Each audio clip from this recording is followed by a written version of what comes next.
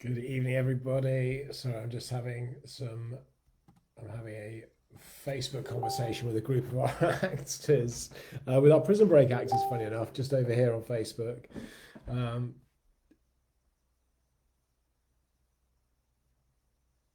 I'm just reading the comments. Sorry, apologies. How is everyone this evening? Are you all good? Oh, God, I'm going to be disturbed. I can see. Right, I'm following the comments today. I've got it. I don't know what I'm looking at today. Normally, I look at a picture of myself. That sounds really bad. I look at the full screen of myself talking as I'm doing it, and I can see comments down the side, but I didn't have that up. Hold on a sec. Sorry, guys, stop.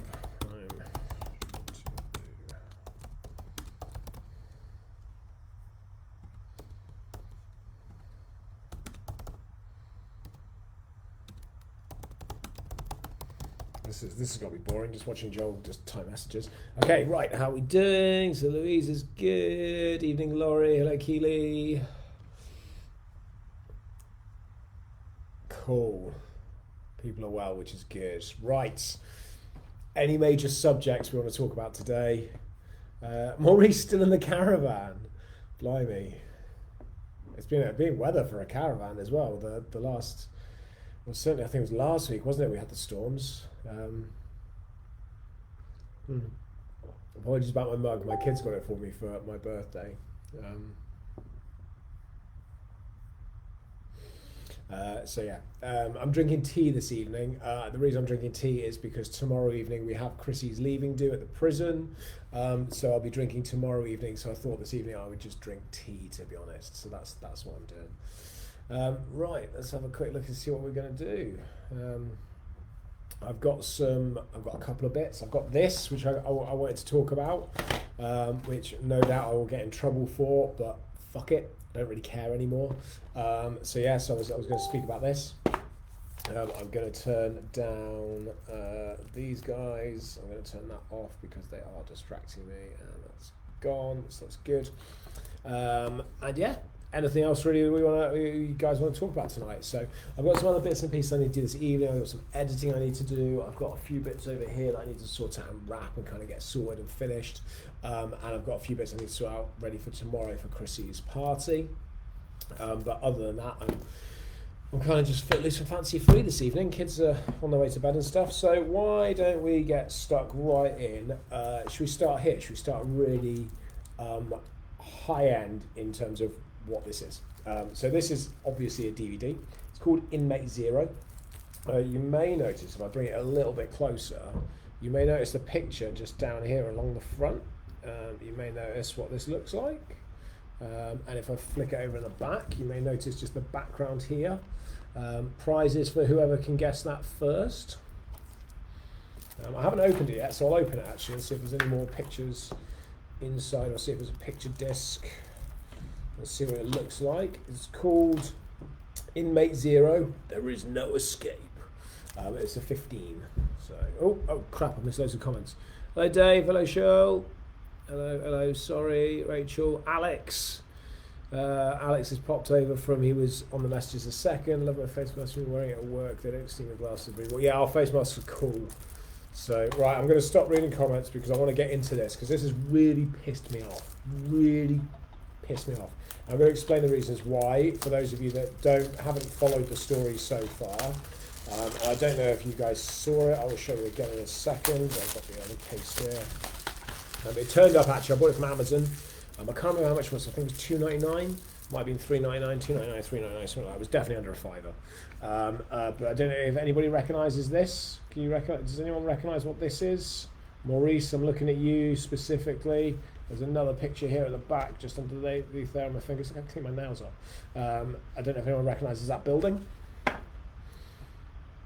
It's not Shrewsbury Prison, Rachel. I mean, look, let's be honest. You had a 50-50 chance, and you got it wrong. I'm in a harsh mood this evening, Rachel. I'm sorry. And you're going to see. I'll explain it in a sec. I'll just open this up. So yeah, it's a picture disc. Inmate Zero, same picture basically as the front cover. So, yes, Maurice, that is Shepton Mallet Prison. So, I don't know if you guys remember, but this filmed, so this was a production. They filmed in Shepton Mallet back in 2018, I believe it was. Might have been 2019. I think it was 2018, late end 2018. So they filmed in the prison. They were there for a month. We did them a massive solid because they're a low budget film. So a low budget film and production film is generally somewhere around the region of 750,000, maybe £1 million. So their budget was somewhere in around that. So we had them in. They were there for a month. Took over the whole site. It was fine. We had a few issues throughout the production, but by and large, we sorted those, or Charlie and the team sorted those as we were going through the production. So it wasn't too much of an issue. There was a few breakages, chairs, mirrors, stuff like that. But when you're filming a zombie movie, and we run zombie events, we know there's going to be some issues. So those were kind of expected. But when they left the site in a horrendous state. And during the production, we were in conversations with the production team about overrun fees and overusage and stuff like that, because there's a restriction of how much they can use the site, and they kept going over that and over it. So that was incurring fees, and on top of that, there's a limit in terms of how much the benchmark for electric usage, water usage, and stuff like that. And they kept going over that. There was the additional collections of bins and cleaning, which again is all part of the contract. All of this is made up in the contract. Do you find the glow from your head as an issue for the camera? It is for me. Fuck off, Shane. Shane's somebody that worked for us. He's somebody that still works for us as an actor. He's a really good guy, believe it or not. He is a really good guy. But he's also he's a really good guy. So anyway, these guys did this. We had a full contract with them. And basically when they left, there was, I think it was about 38,000, I'd have to double check, it's about 38,000 pounds worth of fees that still had to be paid.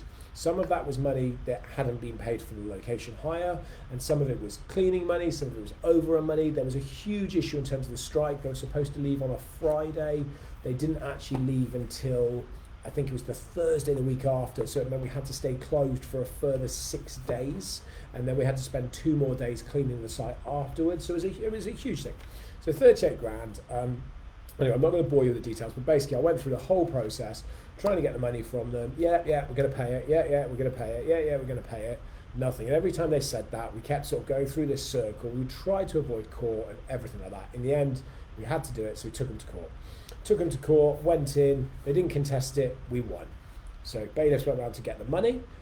They couldn't find them. Lo and behold, the PO box they were registered at, they weren't there. They then petitioned to the court to have it set aside. So I had to go back to court, and that's when I went up to Reading. And if you look back in my videos, you'll see that I took a trip up to Reading, and again sat in front of the judge. Once again, they didn't turn up, and we've spent loads of time on this by this point. Like hours and hours and hours, and a few £1,000s to get it to court, because by this point we'd gone from 38,000 to, I think we were now somewhere in the region of about 45,000, because obviously the court fees go on and so on and so forth. So the cost had escalated. We went to court again in Reading. Once again, they didn't turn up, and so the judge re-awarded it to us, and at which point he turned around and said they cannot come back to court to fight this again. They will have to go to the next level effectively. So contacted bailiffs, instructed bailiffs. Bailiffs still couldn't find them, so that cost more money. Then we got our solicitors involved again to try and track them down. We had to do a track and trace effectively process. Anyway, long story, very, very short, or long story, not very short. They owe us just over £50,000. We've got a High Court writ, an active High Court writ. We've got an active writ of possession. We've got a High Court writ which allows us for property and anything the company owns, and also the producer, director, and owner of the company. So we have all of that, and we even have a right to the film effectively. So we have all of those kind of things. We've been trying to chase it and chase it and chase it. Bailiffs have been having no luck. No one's been having any luck. And then I found out just before lockdown, that they'd sold the rights to an American company and a company in Asia and another company somewhere else. I can't remember exactly where it was. They've sold the rights to Vertical Entertainment, basically to produce and distribute this DVD. So basically, and now this is for sale on Amazon. You can buy it for like £3 or £4. I don't know if it's any good or not. I've not watched it. You saw I just opened it. But this DVD is being produced. It has been entirely shot. The whole film was shot at Shepton, so the whole film was shot in a prison. It's all over the cover. I don't know what the credits say at the end, if it contributes anything like that. I'm looking at the back of it right now. But the company that made it, which is a company called Nubian Film Production, and I can talk about it now because they're on here, and let's face it, I'm probably never going to see this bloody money. So a company called Nubian Film Production, which is owned by a guy called Karim Prince Saged-Bangu and Aslam Parvez, who are also the producers. It's directed by a guy called Russ Lowen, who in fairness is a good director and not really got anything to do with this. This is down on the producers and the owners of the company. The producers are also the owners of the company, funny enough. And basically, we're left with bugger all. So they have managed to sell the rights to this to another company, or to Vertical Entertainment. Vertical Entertainment are printing it, distributing it, selling it, and by rights, by law, by legal UK law, we're entitled to be paid our 50 grand off the back of this. Now, it's probably never going to make that kind of money, but that is what we're entitled to. And what I'm really fucking pissed off about is there is really nothing we can do, because the contracts that they have with, I think, Vertical will indemnify them. So Vertical and the companies there will be indemnified by the producers and the owners that sold them this production. So all we can do is continue to press them in courts, which they never turn up for. We can't go any further than having a high court writ, because that's kind of as high as you get. They can't find them, so that's a little bit shit. The only thing we can do basically is we can put in a petition for insolvency for the company to wind the company up. But the company's got no assets because they've used it as a shell. So it came in, money's gone out, so there's nothing in there. So winding the company up does nothing other than create paperwork that they just don't care about, because they'll just start another company. So we're basically left with a 50 grand bill that I've had to cover. And what's really annoying about that is somebody is making money off the back of it. Wouldn't bother me as much if somebody wasn't making money off the back of it, but because somebody is making cash, which is legally, rightfully ours, I'm really pissed off. Do they have rights to put Shepton on the cover, Keely? Yes, they do have rights to put Shepton on the cover. That's part of the contract, but so they do have rights to do that, absolutely.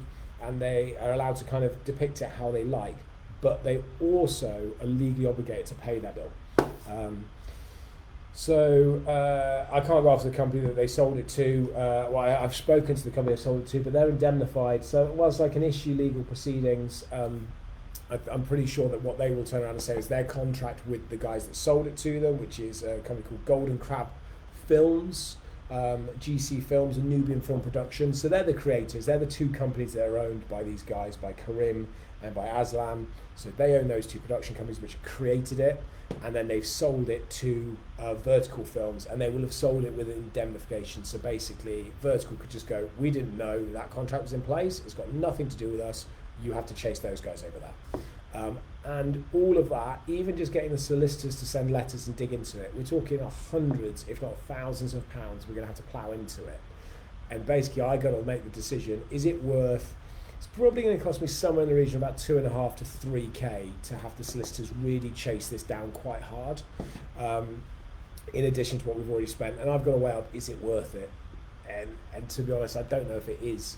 But the writ will stay, and we will obviously have the side over there. So the next thing is really now starting to look at charging over property and stuff like that. But they're going to cost money, and if you've got no assets, it's really not kind of worth it to a degree. So yeah, a bit cheesed off by that one this evening. But it is what it is. Live and learn, which is why if you do any work with us from a production front, we have a slightly different style of contract now. And in fairness, I've got to be honest, I've been doing this for 5 years now, and working with productions for literally 5 years. And out of all the production I've worked, I'm trying to think about how many it is, but it must be getting close to the sort of 80, 90 productions we've worked with over the 5 years. And this is the only one that has been an absolute nightmare. Everyone else has been brilliant, and traditionally productions are really, really good. Very professional group, very professional organisations. Always pay the bills, always very respectful of the sites, very respectful of what we do, so on and so forth, and back and forward.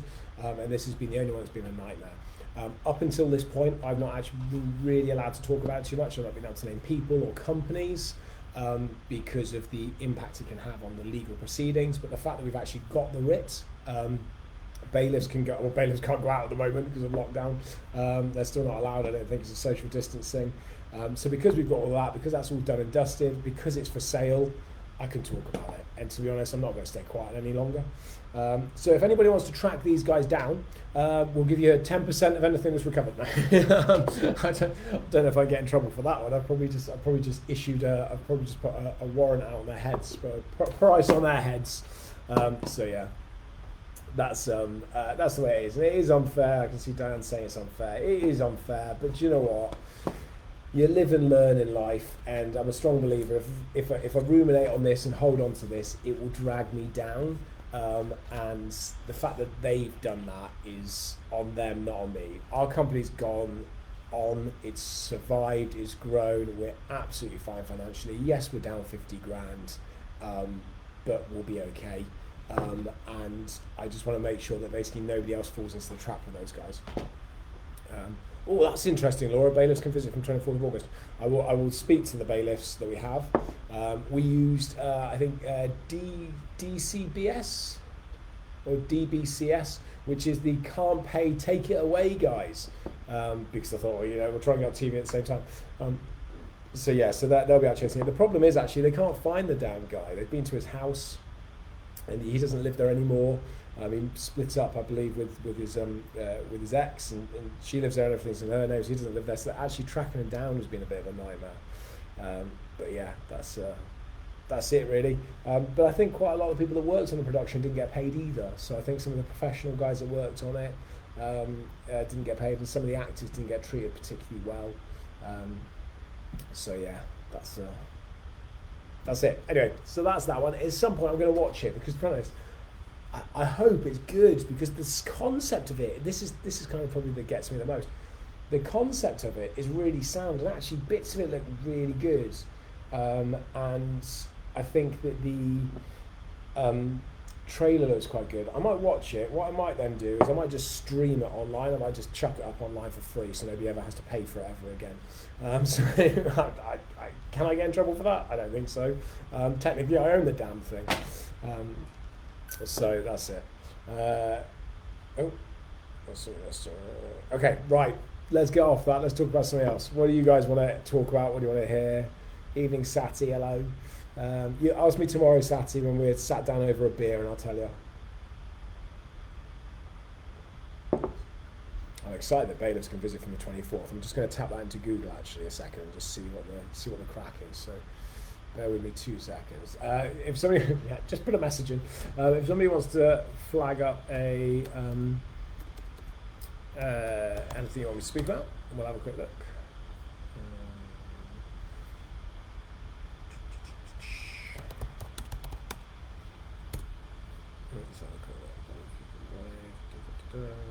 DCBL, direct collection bailiffs. Yeah, it does look like they're back up and running. Cool. I'll drop them an email then. Right, that's a job for tomorrow.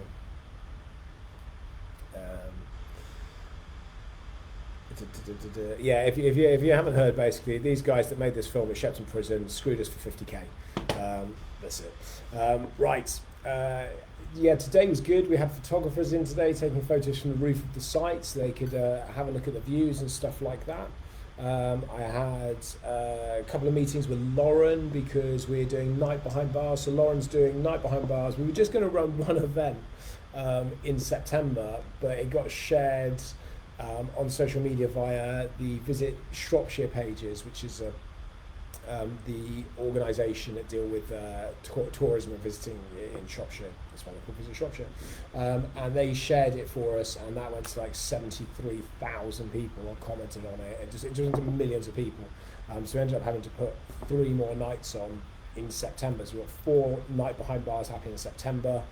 It's been really busy, but they're going to be great events. So just working with Lauren today, just kind of prepping some of those.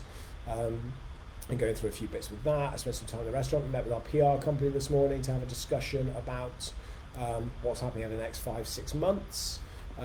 Did some work on Prison Break with Gary. Spent some time with the tour guides. What else did I do? Spent some time with the sales and marketing. It's been quite a busy but very productive week this week, which has been nice. I've been chewing through my to-do list, doing what I normally do, which is sort of give myself 2 or 3 jobs a day.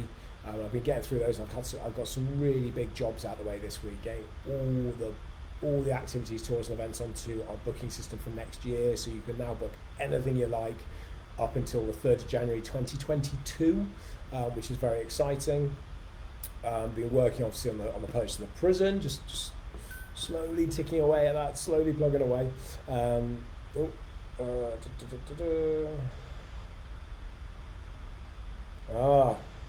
Thank you. Person's just sent me a message that there's watching. Yeah, I get it. Yeah, so I need to look at that. Thank you. So yeah, that's kind of been my day today, really.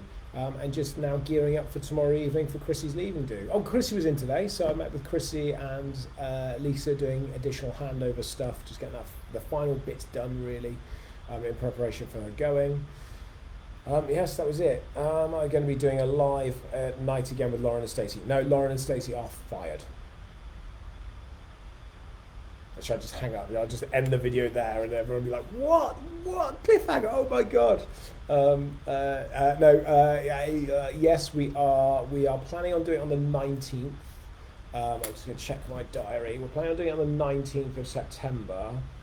Lauren then suggested we do it on the first Night Behind Bars, but I think we want to make sure that we've got everything nice and smooth for Night Behind Bars. So I think we'll probably go for the 11th. I think that is the plan. The 11th of September, and then possibly the 19th, and possibly the 26th. We might do 3 on the trot. I'm actually going to be in Shepton most of the week, beginning the 14th. So I'm hoping to do a live from Shepton in one evening. Maybe Tuesday the 15th, so I need to just do some playing around with my diary and get those kind of things sorted, but that's looking cool. I see you guys talking about the weather.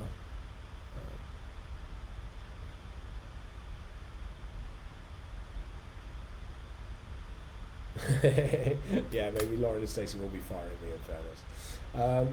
Yeah, we do treat our team as equals. Everyone's voice gets heard. So yeah, we are quite, I don't know if we are quite unique as a company now the way we do it. I think there's a lot of companies that are starting to operate in that way. And I think that some of the really big organisations, some of the massive, Apple for example, a lot of the way that I structure my organisation does feed off the back of how Apple do. And it was quite interesting because the PR organisation we work with, this our PR partner, so their MD was in today, and I was meeting with her, and she was talking to me about some of the Disney stuff, and I was saying, like, that's such an ethos I follow. Like, I love the Disney model, and I always say to my team, it's like the Disney model is sprinkling people with gold dust, and that's kind of what I try and promote as much as possible. What's people say about Night Behind Bars? Keeley, I'm gutted. Jay got 2 tickets for Night Behind Bars, and I got told a family member is having a surprise party, so may not be able to come now. Oh, Keeley, you've got to come to Night Behind Bars. Got to. Night Behind Bars would be good. What dates? Is anybody here coming to a Night Behind Bars? And if so, what dates are you coming? Or Prison Break? I'm not traditionally at Prison Break. It's normally Stacey, but there is a rumour. There is a rumour that on the next Prison Break, which is is the 19th of September, and we are doing the Night Behind Bars that night. There is a rumour that there may be a daytime live following Prison Break, which I may or may not be involved with. I couldn't possibly say at this stage. And then there may well be a Night Behind Bars live as well that same day.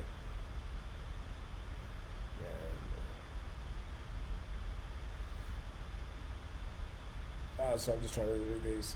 Keely, 19th would be good. If you're going on the 19th of September, Keely, you've got to go and do Prison Break and then Night Behind Bars. You just might as well do both of them together whilst you're there. Dave, who's in Saturday afternoon? Which prison, Dave? I will check right now for you as to who is in. And do you mean who's doing the tours? Prisoners didn't sprinkle officers with gold dust. No, prisoners didn't sprinkle officers with gold dust, and officers didn't sprinkle prisoners with gold dust either. But officers do sprinkle our visitors with gold dust. And if you've been on the tours, you get what I mean. Let's have a quick look. So yeah, Dave, let me know which prison and which one you're looking at. I'm just pulling up the schedules now, and I can tell you.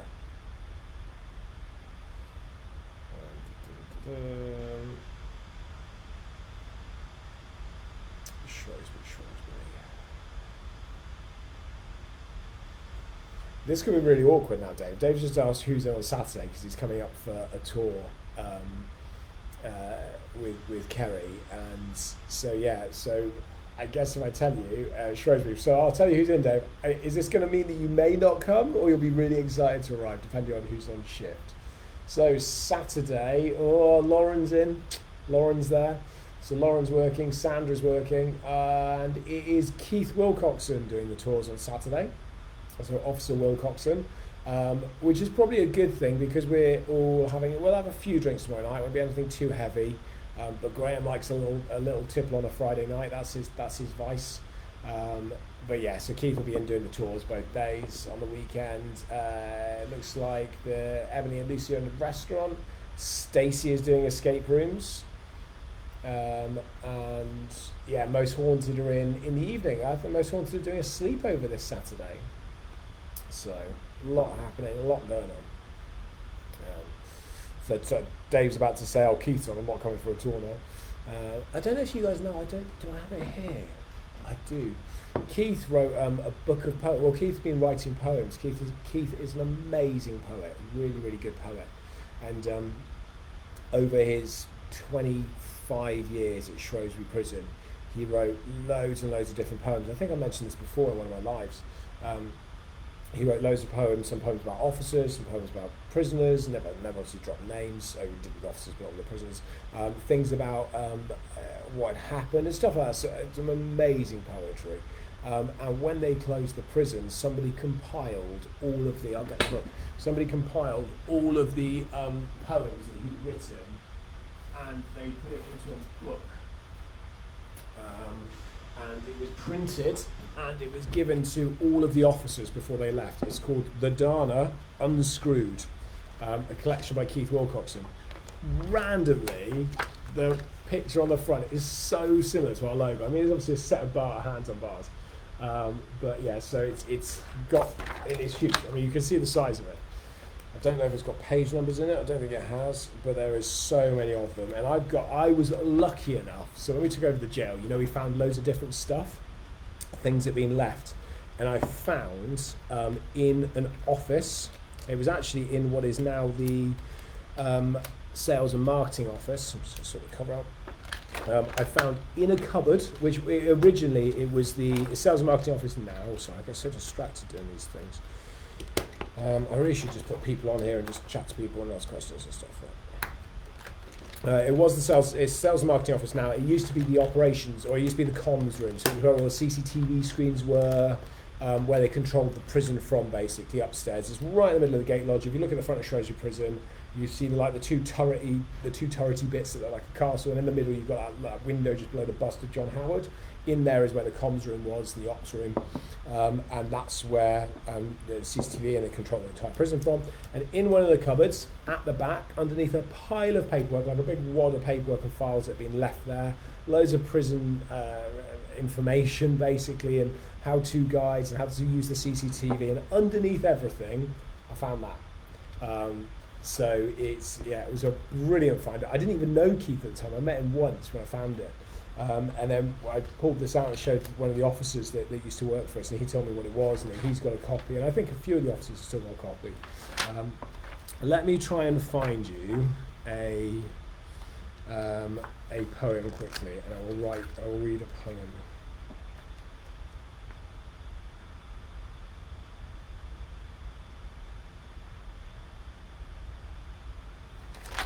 I struggle somewhere to read poems because the way Keith writes them is so good, but I struggle to do the pauses. So a quick look. Trying to find one that doesn't mention people.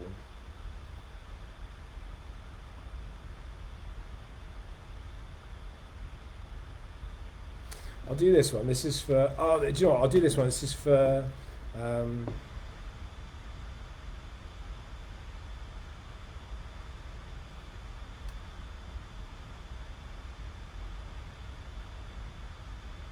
Right, I'll do this one. This is for somebody called Debbie. I don't know if Debbie's watching tonight. She's an ex prison officer. I do know her, so I'm hoping that she won't mind me reading this one out. Debbie Usher came to work at Shrewsbury's Dana jail, a job that she had longed to do and knew she would not fail.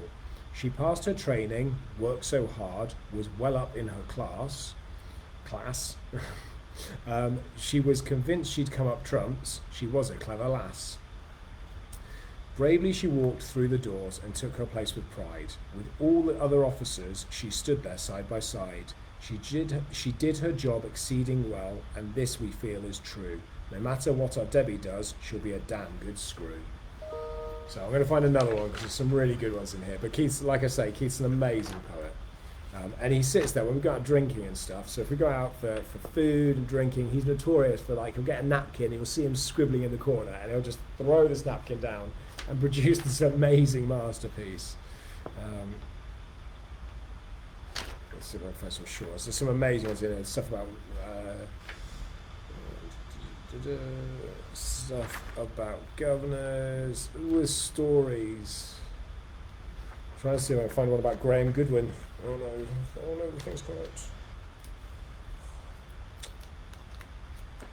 Sorry, so many of these things that are coming out where it's not been done very well.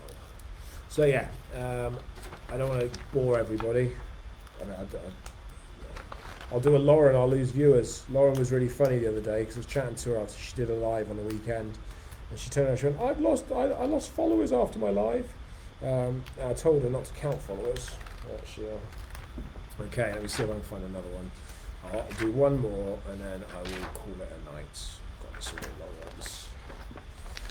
If they have page numbers, I can just get you guys to choose a page number. Oh my god.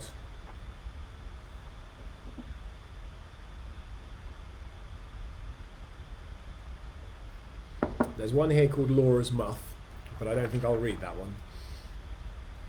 Oh, this one's great. This one is an email he sent to somebody, and it's even dated 30th of December 2002, 13 minutes past 3. Let me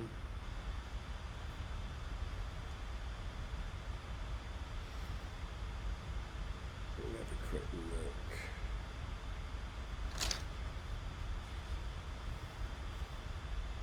Oh, there's one about Mick Freeman. I found Mick Freeman. So Mick is another one of our tour guides, so I'm going to read this one. Okay, it's called Lookout. Let's be cool and wear our shades. Take the top down on the car. Lean back on our leather seats. The spectators can't be far. Talk to Val, reserve a bit. Oh, sorry. Sorry, that was so bad. Talk to Val, reverse a bit. Whilst we're on show to all. Pity I didn't realise I was so close to the wall. A sudden stop, a sickening thud, a big crack in the wall. What damage did it cost the car? I won't mention it at all. In case you haven't got a clue of who you have to blame, to put your eager mind at risk, Mick Freeman is my name. So yeah, I might take a photo of that and post that on the Facebook page that we have as a group. Cool. Right, I'm going to leave it there, guys. I haven't been reading the comments, I do apologise, and I do apologise for my poor reading skills. I haven't read these through, and like I said, I struggle reading puns a little bit because I never know where to pause. Right, that's it. I'm gonna crack on, leave you. I'll do a couple of videos tomorrow at some point. I'll obviously be back next week. We're etching ever closer to that news about buying the jail, so stick with me, it's coming, I promise. And I will let you know if I get any further with Inmate Zero. But other than that, thank you very much for watching. I do appreciate it. Do fire through your questions and stuff like that. If you're coming to visit us soon, do please come and say hi. Come and let us know where you've seen us and what you've enjoyed and stuff like that, or what you didn't enjoy, and we'll improve it. And obviously say hello to the rest of the team as well. So cool, I will let you get on, and I'll do another one next week for number 14.